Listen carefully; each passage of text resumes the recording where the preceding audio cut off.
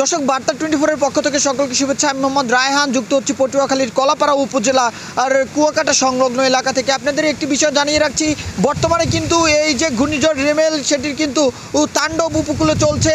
উপকূলে সকল যে নিম্ন অঞ্চল যেগুলো রয়েছিল, যেগুলো প্লাবিত হয়েছে, সেখান থেকে কিন্তু সকল মানুষকে সাইক্লোন শেল্টারে নিয়ে আসা হয়েছে। আমরা কিছুক্ষণ আগে কথা বলার চেষ্টা করেছি জেলা ত্রাণ ও পুনর্বাসন কর্মকর্তার সাথে।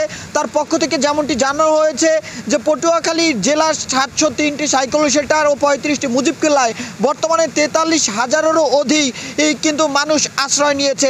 এছাড়াও গবাদি পশু এবং গৃহপালিত যে পশু পাখি, সেগুলো কিন্তু আশ্রয় কেন্দ্রে নিয়ে আসা হয়েছে। তার পক্ষ থেকে আমাদেরকে জানানো হয়েছে প্রতিটি সাইক্লোন শেল্টারে শুকনা খাবার, সুপেয় পানি এবং বিদ্যুৎ ব্যবস্থা কিন্তু আসলে তারা নিশ্চিত করেছে।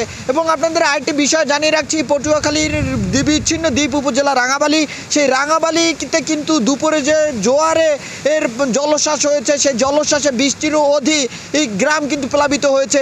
সেই প্লাবিত অঞ্চলের বা প্লাবিত গ্রামের যে সকল মানুষ পানিবন্দী ছিল, তাদেরকে কিন্তু সাইক্লোন শেল্টারে নিয়ে এসেছে উপজেলা প্রশাসন, এবং যারা আসতে চায়নি তাদেরকে কিন্তু বাধ্য করা হয়েছে উপজেলা আর কি সাইক্লোন শেল্টারে আনার জন্য।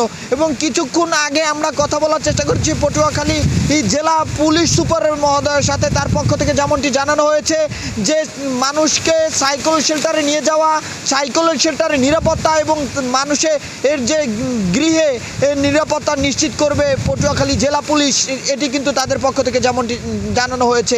আপনাদের আরেকটি বিষয় জানিয়ে রাখছি, বর্তমানে কিন্তু পটুয়াখালীর এই উপকূলে ব্যাপক পরিমাণে বাতাসের তীব্রতা, বৃষ্টি এবং পানির যে ঢেউ, সেটি কিন্তু আছড়ে পড়ছে উপকূলে। তো পটুয়াখালীর কুয়াকাটা সংলগ্ন এলাকা থেকে এই ছিল আমাদের কাছে সর্বশেষ